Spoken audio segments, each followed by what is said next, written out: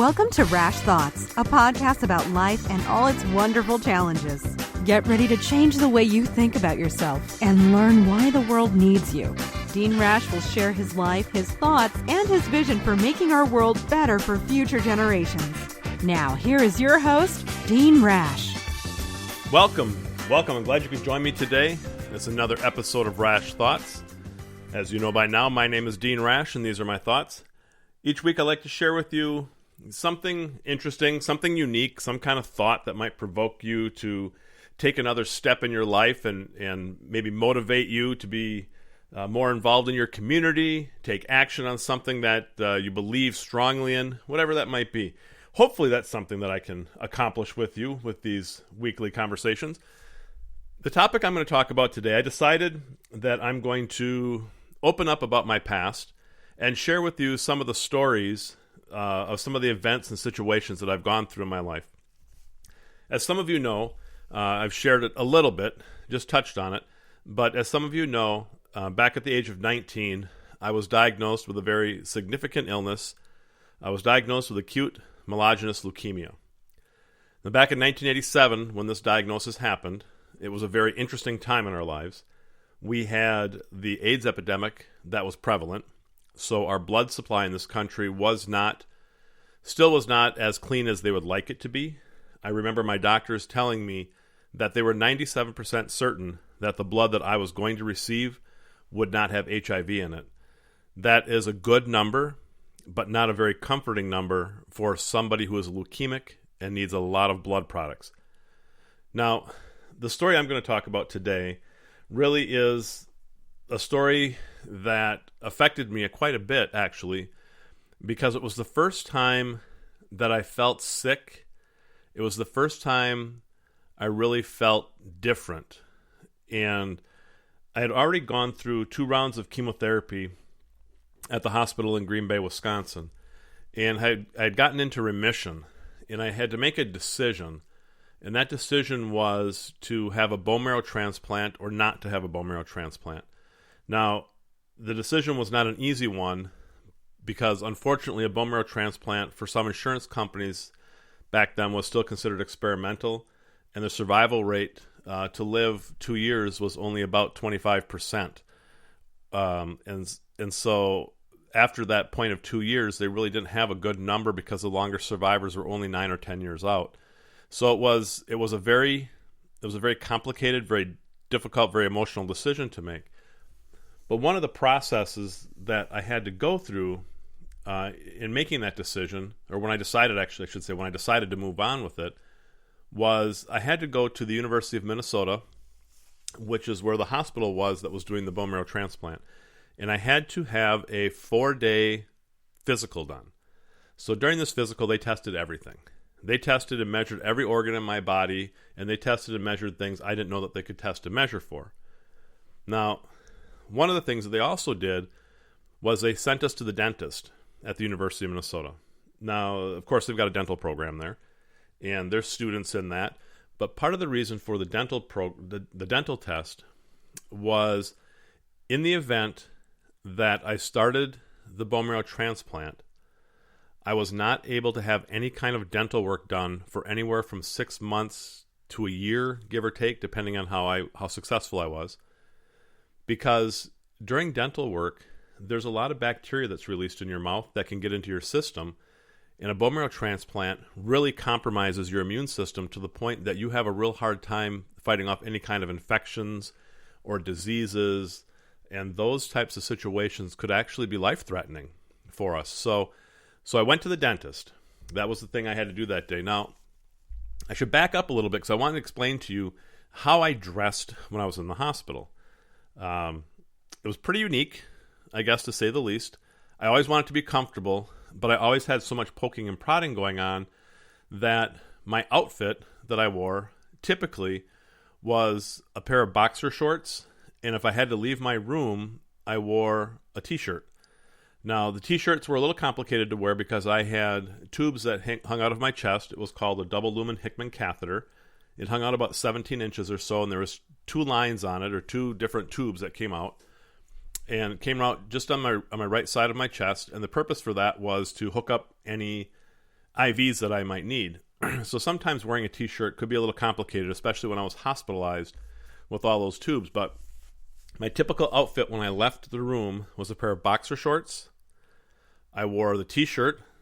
I had a hospital robe on, which are very, very fancy if you haven't had one before, and a pair of the hospital slippers, because I didn't own a pair of my own. I'm not a slipper person. And I decided that I was just going to wear the hospital slippers. So the orderly came to get me and put me in a wheelchair and wheeled me over to the dental clinic, which was in a different building, but still connected through hallways, tunnels, and things like that. Now, when I got to the dental office, the orderly asked if I was okay, and did they want me to wait, or did they want to wait for me, or did I want them to wait for me so that they could take me back? And I thought, no, I can figure this out. So I stayed in the dental office, and the orderly left. Now, the one thing I did forget to add is I had to wear a mask, and it was not a very attractive mask. It was a very thick white foam. It had an orange filter on the front of it that kind of looked like a pig snout, and it had two straps, one that went to the back of the head and one more to the top of the head to hold it in place real solid, because obviously infection, illness, and things like that were potentially life-threatening for me. So I went into the dentist. I had all my dental work done, and the orderly was gone when I got out, and I decided I'm going to walk back. I can remember how to get back to where I came from, and so I started down the hallway, took the elevator down to the floor that I thought it was supposed to be, and I was walking and got lost. And I found the first door that went outside, and remember, I'm dressed in a pair of boxer shorts, a t-shirt, a hospital robe, and a pair of hospital slippers. I've also got that mask on, and I'm not completely bald yet from chemo, but my hair is extremely wispy and missing. My Uncle Lee used to describe me as looking like a baby bird. So thank you for that, Uncle Lee. A memory that I'll cherish forever. But anyway, as I got to the door, I opened it up, I walked outside, and it was a bright, sunny September day. Probably, I would guess, maybe 70-ish, 75 degrees. So it was a nice summer day, and I walked out, and I was basically walking into campus, and there were students everywhere, and they were all carrying their backpacks, and I thought, I must look like some kind of crazy-ass mob boss who's trying to run from the law. I'm going to use the insanity plea because I dress in hospital robes and slippers and walk around the public like I'm a crazy man. But as I started walking through campus and trying to figure out how to get back to where I was going, I caught the eye of someone who I would say was extremely attractive. Now, I'm 19 years old. I'm walking through a college campus, and for a moment, I felt normal. I felt like I belonged here. I felt like these are the people that I'm supposed to be around and hanging out with. This is my age group. This is the collection of people I need to be around. This is where I need to be. And I caught the eye of this one girl, and I'm telling you, she was good looking. She was very, very cute. And as I walked towards her, as I got closer towards her, you kind of get that walk. Guys, you get it. Girls, you see the guys do it, right? They get kind of that, I'm all that in a bag of chips type of walk. So I got a little bit of that walk going on, right? As I'm getting closer to her, she keeps looking at me and then looking down a little bit. And she got a little smile on her face. And I get closer and I get closer. And as I pass her, I look right at her. I stare her right in the eye. She looks at me. She looks down, and she gives me that little face like, I feel sorry for you. And I thought, I'm different. I'm not the same 19-year-old young man with all the bravado that I had before. I'm different. I'm broken. There's something actually wrong with me. And so when I remembered, I'm wearing my hospital robe, my hospital slippers, my boxer shorts, my t-shirt. I have tubes in my chest. I've got my mask on my face. I'm different. Why would somebody look at me the same way? Why would somebody see me as the potential that I always felt I had? What they see of me right now is someone who's extremely sick. Someone they may not necessarily want to be around because what if that person dies? don't want to have my heart broken. That look that she gave me, that look affected me, and probably, as you can tell, still affects me. Because what it did is it reminded me that I am different. And at that time I was different in a different way. I was broken. I was extremely sick. I wasn't sure if I was going to live. The potential for me dying was very high. Potential for me dying was higher than the potential for me living. And in that brief encounter with that person, it reinforced the issues that I was facing. And I know she didn't mean anything by it. And for me, I'm looking at it going, hey, I'm going to, meet somebody here really cool. And that wasn't going to happen. But what she did is she reminded me in her own way that there was something wrong with me that I had to take care of first. And I did.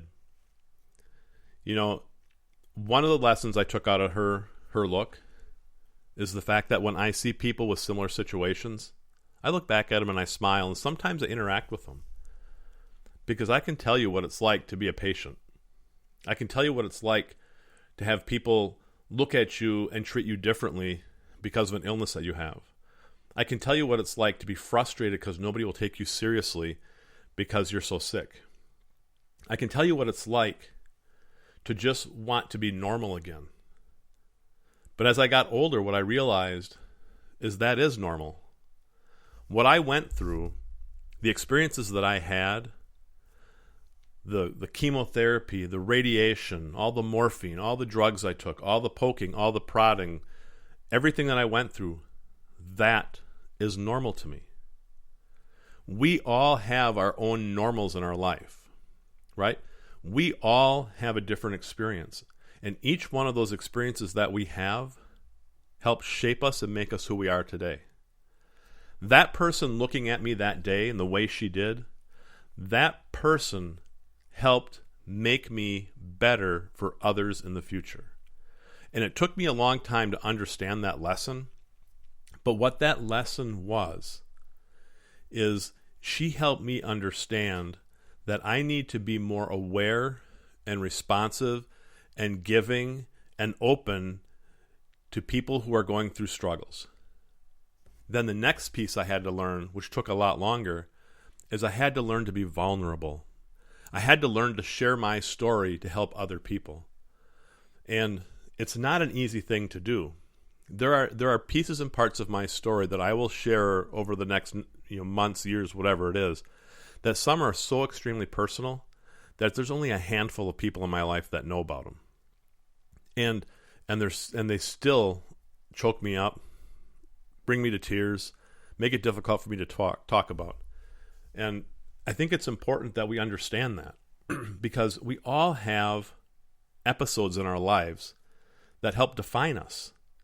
But when we talk about definition of our life, that doesn't mean it has to shut us down or make us go down a path we don't want to go down. I remember talking to a group of kids one time, a group of at-risk teens. There was probably about 400 or 500 of them in this audience. And in that talk, one of the things I shared with them, because I knew they were at risk, and I told them more parts of my story than I've shared here right now. And one of the things that I told them, I said, in my life, in the things that I have gone through, in the personal experiences that I've had, I have had every right and excuse to go down a path that would have let me get into trouble, get into alcohol, get into drugs. But I didn't, because I had more self-opinion and self-worth of myself than those thoughts and those excuses could give me. So even though I felt different that day, and even though I felt broken that day, and even though I felt like maybe there wasn't hope for me, that lesson that young woman taught me has carried with me through my life, because today I see people differently. I see their gifts, I see their potential, I see their passions.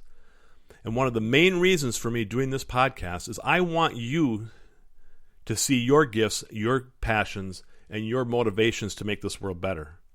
I don't want you to think of your stuff as burdens that weigh you down. I want you to think of your stuff as lessons that create a better you who creates a better us for this world, right?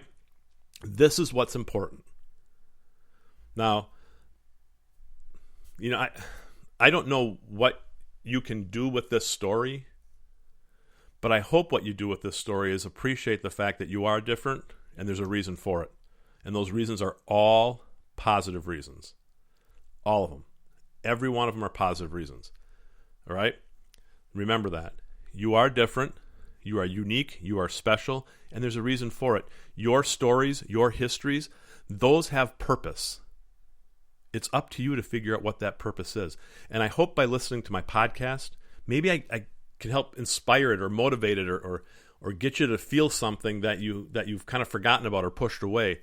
And don't push it away. Remember, those feelings have a reason for being there. It's why it gives you kind of a message as to what you need to be doing next in your life. So with that, I'm going to leave you this week. I'm going to let you think about this. I want you to get inspired. I want you to get motivated. I want you to get out there and do something. Make a decision to do something different this week. Do something different, motivated, inspired, whatever it might be. Just do something different this week. So I will be back next week with Rash Thoughts. If you want to email me some questions or comments, feel free to do that at dean@deanrash.com. I'd be more than happy to read those emails and respond back to you. But until next week, keep living your life on purpose. Thank you for listening to Rash Thoughts. Remember to subscribe to this podcast on iTunes and to follow Dean on Facebook, LinkedIn, and Twitter. Help us change the world by liking and sharing this podcast so others can be inspired too. If your company or organization is looking for a speaker, contact Dean at dean@deanrash.com or visit his website, deanrash.com.